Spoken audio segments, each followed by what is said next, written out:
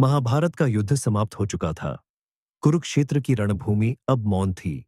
केवल बिखरे रथों, टूटी हुई गदाओं और मृत पड़ी देहों की गवाही रह गई थी। सूर्य पश्चिम की गोद में समाने को था। आकाश सिंदूरी आभा से रक्तिम हो उठा था। भीष्म शरशैया पर लेटे थे। उनके शरीर को असंख्य बाणों ने थाम रखा था, पर मुखमंडल दिव्य तेज से प्रदीप्त था। उनकी दृष्टि शांत थी, पर मन किसी प्रतीक्षा में था। तभी कृष्ण धीरे धीरे समीप आए। भीष्म चुप रहे। कुछ क्षण बाद बोले, पुत्र युधिष्ठिर का राज्याभिषेक करा चुके केशव, उनका ध्यान रखना।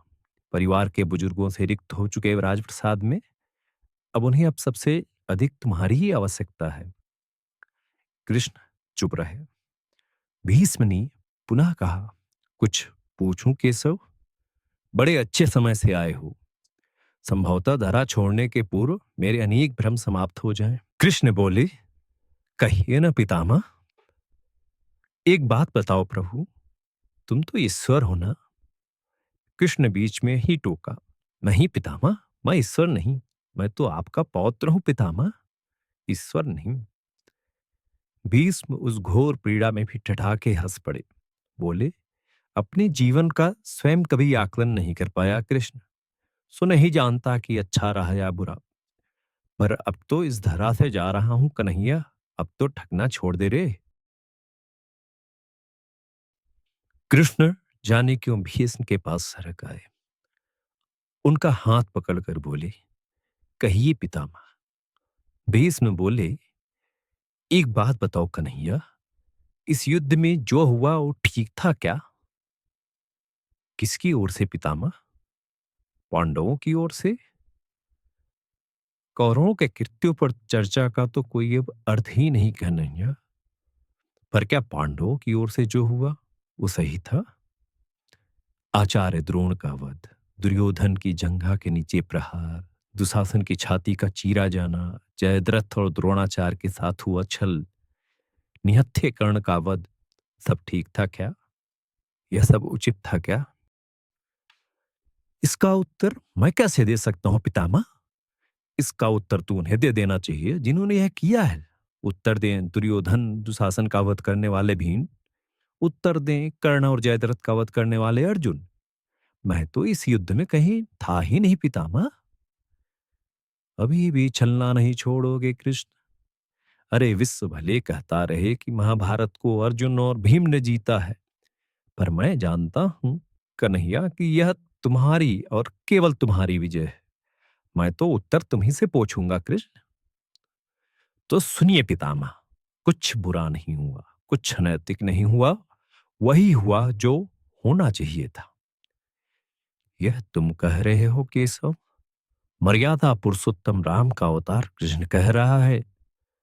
यह छल तो किसी युग में हमारे सनातन संस्कारों का अंग नहीं रहा, फिर यह उचित कैसे हो गया? इतिहास से शिक्षा ली जाती है पितामह, वह निर्णय वर्तमान की परिस्थितियों के आधार पर लेना पड़ता है। हर युग अपने तर्कों और अपनी आवश्यकताओं के आधार पर अपना नायक चुनता है। राम त्रेता युग के नायक थे, मेरे भाग में द्वापर आया था। हम दोनों का निर्णय एक सा नहीं हो सकता पितामह। नहीं समझ पाया कृष्ण, तनिक समझाओ तो।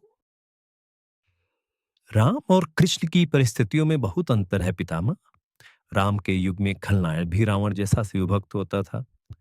तब रावण जैसी नकारात्मक शक्ति के परिवार में भी विभीषण, मंदोदरी, माल्यवान जैसे संत हुआ करते थे। तब बाली जैसे खलनायक के परिवार में भी तारा जैसी विदुषी स्त्रियां और अंगद जैसे सज्जन पुत्र होते थे। उस युग में खलनायक भी धर्म का ज्ञान रखता था पितामह, इसलिए राम ने उनके साथ कहीं छल नहीं किया।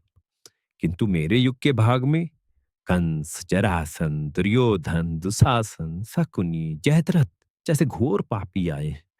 उनकी समाप्ति के लिए हर छल उचित है पितामह। पाप का अंत आवश्यक है पितामह, वह चाहे जिस विधि से हो।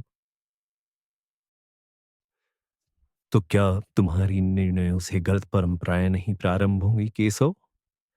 क्या भविष्य तुम्हारे इन छलों का अनुसरण नहीं करेगा? और यदि करेगा तो क्या यह उचित होगा?